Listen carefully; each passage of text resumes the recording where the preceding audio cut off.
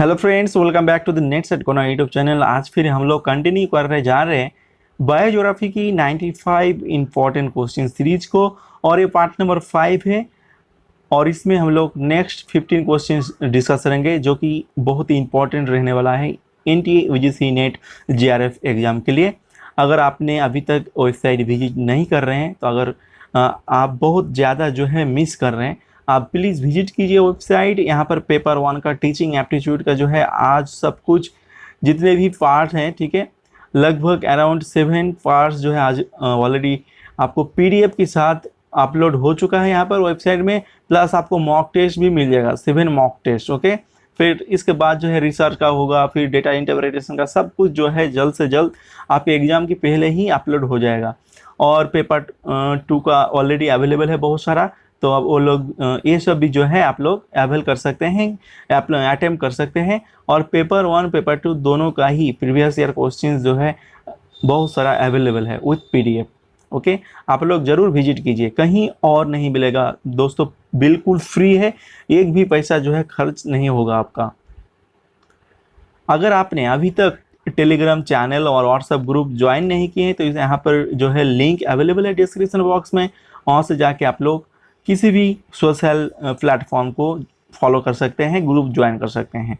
दोस्तों शुरू करते हैं इस वीडियो को।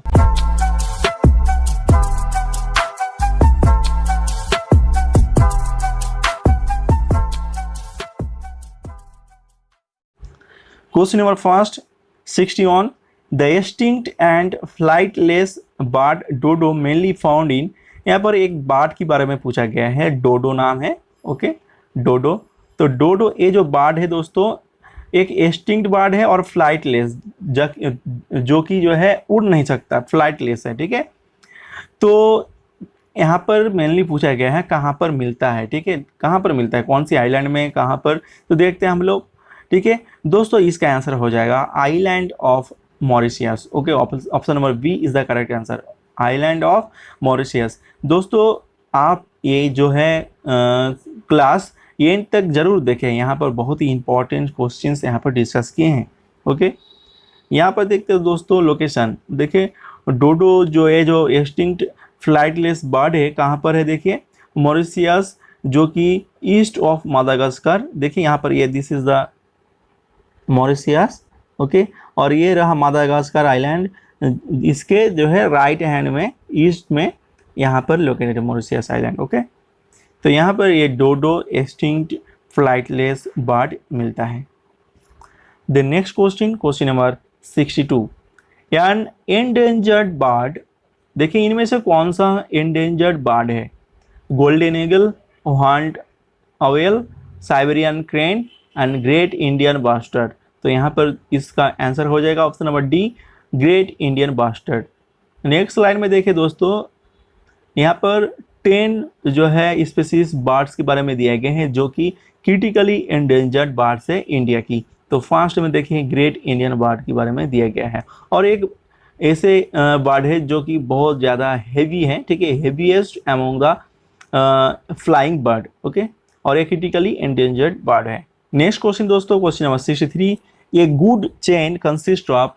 यहाँ पर देखिए इकोलॉजिकल चेन के बारे में पूछा गया है, कौन सा होगा, देखते हैं। प्रोड्यूसर, कॉनिफेरस, डिकम्पोजर, ये नहीं होगा। प्रोड्यूसर, कंज्यूमर, डिकम्पोजर, यही होगा दोस्तों। Option number B is the correct answer. बाकी ऑप्शन भी देख लीजिए, प्रोड्यूसर, हार्बीवोरस, कार्निवोरस, ये नहीं होगा। प्रोड्यूसर एंड प्राइमरी कंज्यूमर, ये भी नहीं होगा। सबसे इम्पॉर्टेंट, सबसे जो है गुड, ठीक है, आइडियल जो प्रोसेस है वो है ये, प्रोड्यूसर फर्स्ट जो प्रोड्यूसर है वो आएगा, देन इसके बाद कंज्यूमर आएगा, देन इसके बाद जो है डिकम्पोजर आएगा। डायग्राम में देखिए यहाँ पर प्रोड्यूसर यानी जो मेक करता है अपना फूड अपने आप, ठीक है, और कंज्यूमर वो है जो अपना फूड जो है अपने आप खुद जो है पैदा नहीं कर सकते हैं, दूसरे के ऊपर डिपेंड है। जैसे हम लोग ये सब पेड़ पौधा के ऊपर और भी बहुत सारा जानवर के ऊपर जो है हम लोग फूड के लिए डिपेंडेंट है, और डिकम्पोजर वो है जो ब्रेक डाउन करता है डेड मटेरियल को। ओके, तो this is the ideal good chain. Next चलते हैं, क्वेश्चन देखते हैं, question number 64, the first nuclear disaster in 1986 occurred at, जो फर्स्ट न्यूक्लियर डिजास्टर हुआ था दोस्तों 1986 1986 सन में, तो कहाँ पर हुआ था दोस्तों? ये जो हुआ था वो है यूक्रेन में, चार्नोबिल एरिया में। देखिए Chernobyl Ukraine is the correct answer. यहाँ पर डायग्राम में देखिए, this is the map of the Ukraine, और यहाँ पर देख सकते हैं लोकेशन चार्नोबिल का। और बगल में जो है आसपास जो नेबर कंट्रीज़ है वो है रसिया राइट हैंड में यानी नॉर्थ ईस्ट में, और साउथ वेस्ट में यहाँ पर रोमानिया है, नॉर्थ वेस्ट में पोलैंड है, देन यहाँ पर हंगरी वगैरह है। तो आप लोग ये डायग्राम देख लीजिए। Next question, question number 65, very very important question. The term biodiversity was coined by, biodiversity term किसने क्वाइन किया है? R.F. Dasmann, Ernest Nelles, F.V. Clements and Norman Myers. तो इसका आंसर हो जाएगा R.F. Dasmann. Okay, question number 65, answer is option A. यहाँ पर देखते हैं दोस्तों, term biological diversity was first used by Raymond F Dasmann. Raymond Dasmann ने फर्स्ट टाइम बायोलॉजिकल डाइवर्सिटी एक कंसेप्ट जो है यूज़ किया था, टर्म यूज़ किया था। ठीक है, ये एक दोस्तों साइंटिस्ट है, कॉन्जर्वेशनिस्ट है, ठीक है, वाइल्ड लाइफ, ठीक है, या वाइल्ड लाइफ साइंटिस्ट और कॉन्जर्वेशनिस्ट है। इन्होंने फर्स्ट टाइम यूज़ किया था ये टर्म, इनका बुक है 1960 में जो पब्लिश किया था। टाइटल देखिए बुक का, ये डिफरेंट काइंड ऑफ कंट्री। ठीक है, इस बुक में इन्होंने फर्स्ट टाइम ये टर्म यूज़ किया था। लेटर इसके बाद जो है W.G. रॉसन जी ने टर्म बायोडाइवर्सिटी शॉर्ट फॉर्म में, बायोलॉजिकल जो डाइवर्सिटी ये जो टर्म है शॉर्ट फॉर्म में इन्होंने बायोडाइवर्सिटी टर्म यूज़ किया था, क्वाइन किया था इसने W.G. रॉसन जी ने 1985 सन में, 1985 जब जो है प्लानिंग कर रहा था 1986 का जो national forum on biological diversity एक फोरम था, उसमें जो है जब प्लानिंग कर रहा था, ठीक है, उसके समय ये प्लानिंग के समय टाइम पे इन्होंने बायोडाइवर्सिटी टाइम जो टर्म है इन्होंने क्वाइन किया था, which is organised by the national research council. Okay, first time जो है 1968 में इन्होंने टर्म क्वाइन किया था, यूज किया था बायोलॉजिकल डाइवर्सिटी। ओके, और इसके बाद इन्होंने 1985 में रॉसन जी ने ये टर्म शॉर्ट करके जो है क्वाइन किया था बायोडाइवर्सिटी। लेकिन यहाँ पर ऑप्शन में रॉसन जी का जो है नाम अवेलेबल नहीं है, बस R.F. डैशमैन है, तो इसका आंसर हो जाएगा डैशमैन। अगर रहता तो उसका आंसर W.G. रॉसन होता। ओके, अब चलते नेक्स्ट क्वेश्चन में, question number 66। The term smoke was coined by, smoke term किसने क्वाइन किया था?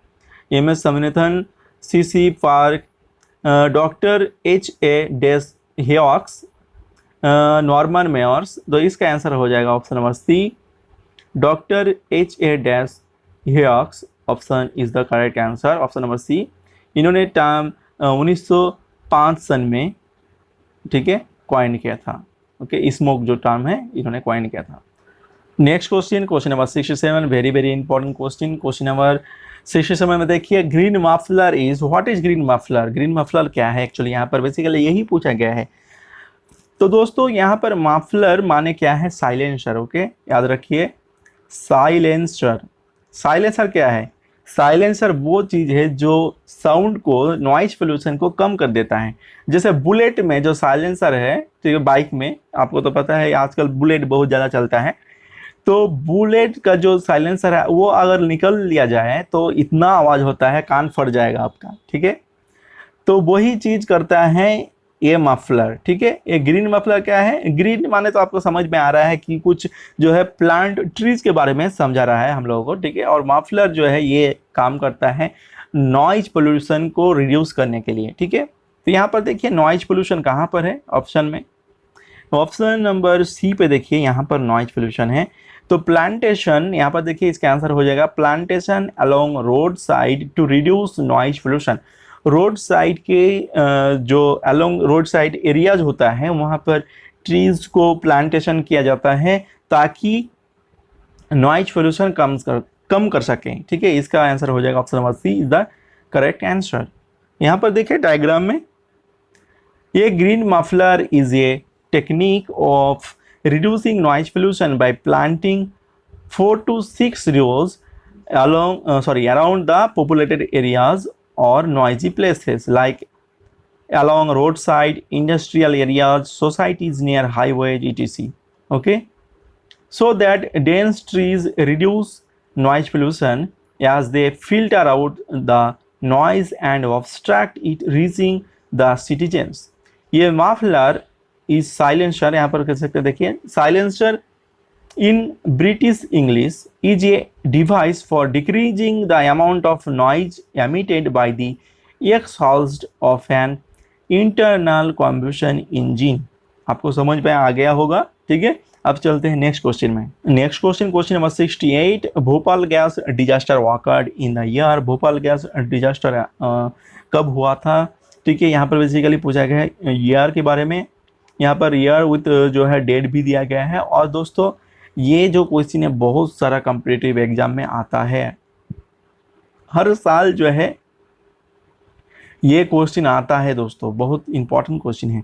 भोपाल गैस डिजास्टर हुआ था दोस्तों 1984 में 3 दिसंबर।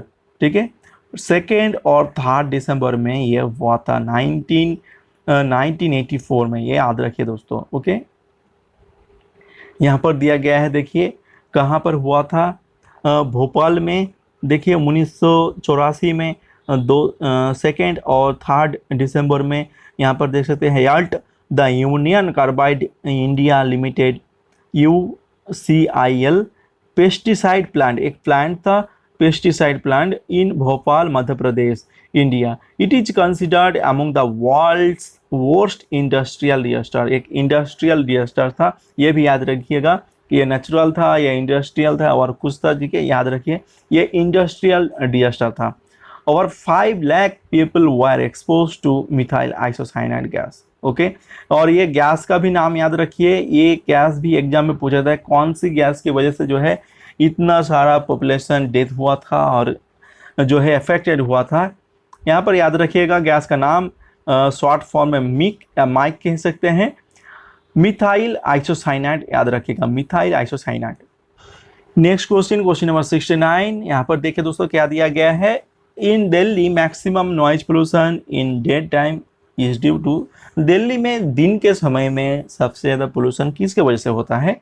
Industries, vehicular traffic, radio and TV and kitchen applications. दोस्तों इसका आंसर हो जाएगा option number B, vehicular traffic. Vehicular traffic की वजह से जो है ज़्यादा पोल्यूशन होता है। Okay, then next question number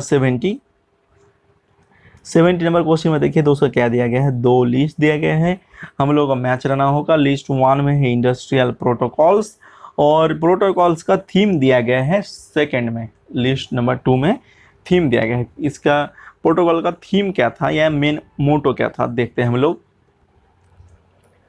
first अर्थ समिट, रियो समिट भी इसका नाम कह सकते हैं, 1992 में हुआ था। इसका मेन मोटो या थीम क्या था दोस्तों? तो हम लोग देखते हैं दोस्तों, इसका थीम जो था वो है focus on climate change, global warming, forest protection, biodiversity and agenda 21। Agenda 21 के बारे में पिछले पार्ट में ही आपको बताया था कि ये जो है सस्टेनेबल डेवलपमेंट के बारे में बात करता है। ओके, तो रियो समिट हो गया फोकस ऑन क्लाइमेट चेंज, तो ये पे हो गया 3, तो 3 हम लोग लिख दिए। देन इसके बाद देखते हैं मॉन्ट्रियल प्रोटोकॉल। मॉन्ट्रियल प्रोटोकॉल जो है दोस्तों ये है protection of atmospheric ozone layer from CFC। इसके बाद हो गया 4। देन इसके बाद देखते हैं क्योटो प्रोटोकॉल। क्योटो प्रोटोकॉल का जो होता है वो है कार्बन डाइऑक्साइड की रिड्यूसन कम कर सकता है, इसके वजह से ये हो गया। C पे हो गया 2 for the reduction in the erosion of carbon dioxide. Carbon dioxide का मात्रा जो अमाउंट है वो हम लोग कम कर सकते हैं, इसके लिए जो है ये प्रोटोकॉल आया था। इसके बाद जो है वियना कॉन्जर्वेशन क्या है, ये कॉन्वेंशन 1985 जो ऑस्ट्रिया में हुआ था, इसका मेन मोटो या थीम देखते हैं हम लोग। इसका मेन जो थीम है वो है ऑप्शन नंबर 1 में, for the protection and maintenance of ozone layer.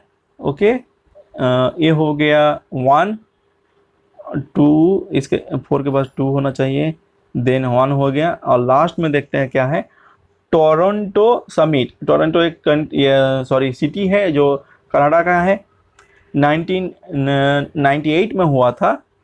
तो इसका मेन जो मोटो था वो है, थीम था, reduction of the emission of CO, carbon monoxide को कम करना, ठीक है, by the developed countries.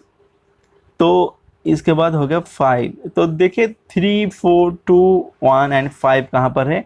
Option number C is the correct answer, देखिए यहाँ पर दिया गया है।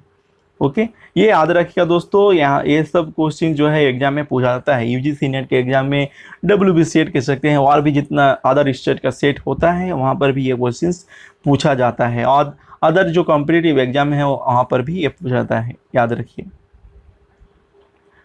Next question number 71, which one of the following is the most important factor responsible for decline of biodiversity?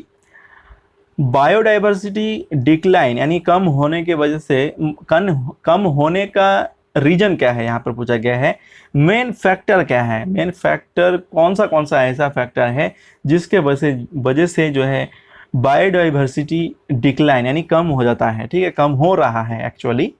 तो हम लोग देखते हैं, genetic assimilation, destruction of habitat, air pollution and controlling predator. तो दोस्तों इसका जो आंसर है वो है option number B। Okay, destruction of habitat को जो है ज़्यादा हम लोग डिस्ट्रैक्ट कर रहे हैं, ठीक है, पेड़ों पौधों को जो है काट रहे हैं, तो इसका वजह से जो है हैबिटेट जितना भी था प्लांट एनिमल का, वो तो हैबिटेट डिस्ट्रैक्ट हो रहा है ना। तो इसके वजह से जो है सबसे ज़्यादा बायोडाइवर्सिटी डिक्लाइन हो रहा है। इसके वजह से मेन फैक्टर जो है, इंपॉर्टेंट फैक्टर है, destruction of habitat. Okay, next question दोस्तों, क्वेश्चन नंबर 72, ये plant adopted to a wet environment is called. ऐसा प्लांट जो वेट एनवायरनमेंट एडॉप्ट कर लिया है, यानी एक्वाटिक एनवायरनमेंट में जो प्लांट होता है उसको क्या बोला जाता है? Hydrophytes, xerophyte, mesophyte and tropophyte. तो ये आपको पता है, वो है option number A, hydrophyte. Option is the correct answer, hydrophyte answer is the correct answer. तो यहाँ पर देखिए दोस्तों, यहाँ पर टोटल आपको 5 दिए गए हैं, 5 टाइप का। देखिए हाइड्रोफाइट, जेरोफाइट, फेराटोफाइट, और दोस्तों क्या दिए गए हैं, मेसोफाइट एंड ट्रोपोफाइट। दो हाइड्रोफाइट्स वो प्लांट है जो एक्वाटिक एनवायरनमेंट में होता है, ठीक है। एग्जाम्पल देखो, वाटर लिली हो गया, सीवीड्स, लोटस देख सकते हैं। और इसके बाद जो जेरोफाइट है, ये प्लांट्स जो है डिजर्ट एरियाज में होता है, जैसे hot desert, cold desert environment में होता है। और फेराटोफाइट ये जो प्लांट है, इसका रूट बहुत ज़्यादा डीप होता है, और ये water table, ground water table से जो है वाटर लेके ग्रोथ होता है अपना। तो ये सब ट्रीज को, ठीक है, फेराटोफाइट ट्रीज बोला जाता है, ठीक है, फेराटोफाइट बोला जाता है। देन मेसोफाइट, ये दोस्तों मॉडरेट अमाउंट ऑफ वाटर में ग्रोथ होता है ये सब ट्रीज का, प्लांट का, ठीक है। आप कह सकते हैं टेम्परेट रीजन का ट्रीज मेसोफाइट। ओके, वो ये ज़्यादा ड्राई एरियाज में भी नहीं होता है और नहीं वेट एरियाज में होता है, ये मॉडरेट एनवायरनमेंट में होता है, ठीक है। और एक लास्ट में है ट्रोपोफाइट। ये प्लांट कैसा है, देखिए दोस्तों, 2 तरह का जो है याक करता है, 2 टाइप्स।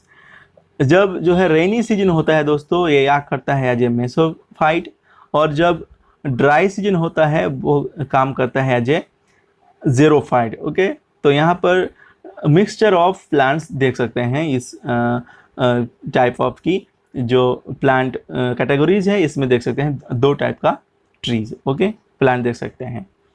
नेक्स्ट क्वेश्चन देखते हैं, question number 73, plants that grow under high intensity of disturbances and low intensity of stress are called as। ऐसा प्लांट जो हाई इंटेंसिटी ऑफ डिस्टर्बेंसेस और लो इंटेंसिटी ऑफ स्ट्रेस में बड़ा होता है और ग्रोथ होता है, वो सब ट्रीज को प्लांट को क्या बोला जाता है दोस्तों? इसको बोला जाता है रिवोडेरल्स। तो रिवोडेरल्स प्लांट दोस्तों ऐसा एरियाज में होता है जहाँ पर कंपटीशन डिस्टर्बेंसेस बहुत ज़्यादा होता है। जैसे नेचुरल वाइल्ड फायर हो गया, तो यहाँ पर देखिए एक डिस्टर्बेंसेस क्रिएट हो गया, ठीक है, सॉरी वाइल्ड लाइफ लिख दिया, वाइल्ड फायर होगा, ठीक है। तो यहाँ पर जो है डिस्टर्बेंसेस हो गया, तो यहाँ पर जो प्लांट होगा उसको रिवोडेरल्स बोला जाता है। और भी जितने भी वेस्ट एनवायरनमेंट है जहाँ पर वेस्ट डिस्पोज किया जाता है, अगर वो सब एरियाज में प्लांट होता है तो उसको भी रिवोडेरल्स बोला जाता है। वेस्ट और रबिश एनवायरनमेंट कह सकते हैं। तो यहाँ पर दिया गया है रिवोडेरल्स के बारे में, आप लोग एक बार पढ़ लीजिएगा। अब चलते हैं next question, question number 74। Which of the following is considered to be the global carbon sink? इनमें से कौन सा ऑप्शन जो है जिसको ग्लोबल कार्बन सिंक बोला जाता है, ठीक है, कार्बन जो है ज़्यादा एब्जॉर्ब करता है, ठीक है। इसका जो करेक्ट आंसर है दोस्तों equatorial rain forest. Rain forest के बारे में आपको पता है, ठीक है, इसके बारे में हम लोग ज़्यादा डिस्कस नहीं करते हैं। ये रेन फॉरेस्ट जो है ज़्यादा जो है कार्बन लेता है और हम लोगों को फ्रेश O2 यानी ऑक्सीजन भी हम लोगों को प्रोवाइड करता है, ठीक है, equatorial rain forest. Next question, question number 75। This is the last question of this class. तो हम लोग देखते हैं क्या है दोस्तों। द इकोलॉजिकल नीचे रिफर्स टू, इकोलॉजिकल नीचे क्या है? इकोलॉजिकल नीचे दोस्तों, नीचे ये जो वर्ड है इसका ठीक है, ये याद रखिएगा टर्म एक फंक्शन को बारे में, देखिए एक मिनट, फंक्शन के बारे में बात करता है, ठीक है, फंक्शन नीचे। तो किसका यहाँ पर ऑप्शन देखिए, option number C, the functional role of an organism in the ecosystem. याद रखिएगा, functional role of an organism in the ecosystem is the ecological niche. I hope ये क्लास जो है आपको पसंद आया है। अगर पसंद आए तो दोस्तों प्लीज़ लाइक कर दीजिएगा। और ये जो टर्म है दोस्तों आपको मैं बता दूं, ये चार्ल्स एल्टन ने फर्स्ट टाइम डेवलप किया था, ओके, याद रखिएगा। अगर दोस्तों इस क्लास का अगर आपको क्विज खेलना है, मॉक टेस्ट अटेम्प्ट करना है, तो आपको डिस्क्रिप्शन बॉक्स में लिंक मिल जाएगा, वहाँ से आप लोग अटेम्प्ट कर सकते हैं। दोस्तों मिलते हैं नेक्स्ट क्लास में। Thank you for watching this video, thanks a lot.